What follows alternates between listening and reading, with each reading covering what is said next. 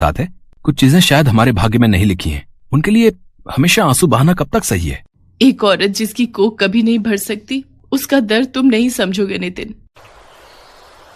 और एक दिन रागिनी ने सिमरन से एक ऐसी बात कही जिसे सुनकर सिमरन शॉक्ड रह गई। क्या कहा? तू माँ बन सकती है? यार, इससे बड़ी खुशखबरी क्या होगी मेरे लिए? बोलना, कैसे बन सकती है तू माँ? तेरी हेल्प से।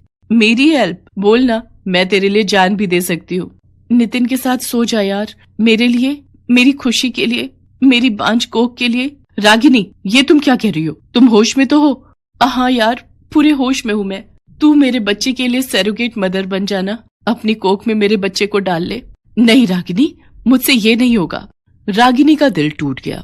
अपनी गोद भरने का सपना जो उसने सिमरन के आने के बाद एक बार फिर से देखना शुरू कर लिया था, वो एक बार फिर से चकनाचूर हो गया था।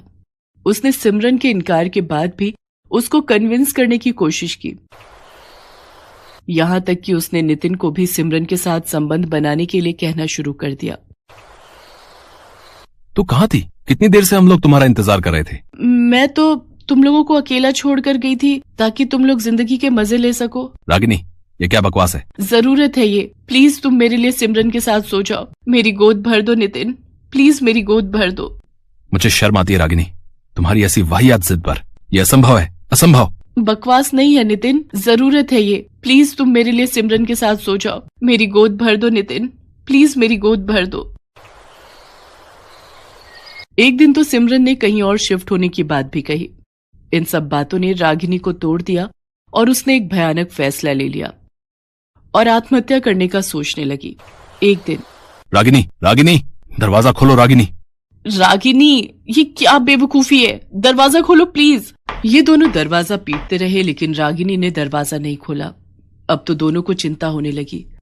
नितिन किसी तरह खिड़की तोड़कर जब उसके कमरे में घुसा तो उसने देखा कि रागिनी गले में फंदा लगाकर पंखे से लटकने वाली थी।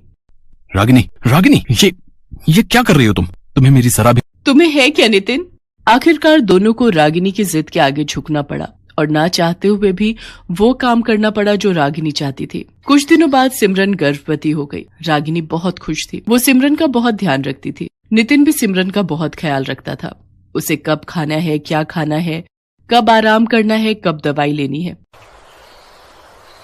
मुबारक हो सिमरन, मैं पापा बन गया। और मैं मम्मा। अरे मम्मा तो मैं बनी हूँ मैं। ये कहकर उसने बच्चे को गले से लगा लिया। कुछ दिनों बाद सिमरन बच्चे को लेकर अस्पताल से घर आ गई, लेकिन उसके घर आने के बाद रागिनी ने महसूस किया कि सिमरन और नितिन अब बिल्कुल बदल गए हैं। सिमरन ज्यादा समय नितिन के पास बिता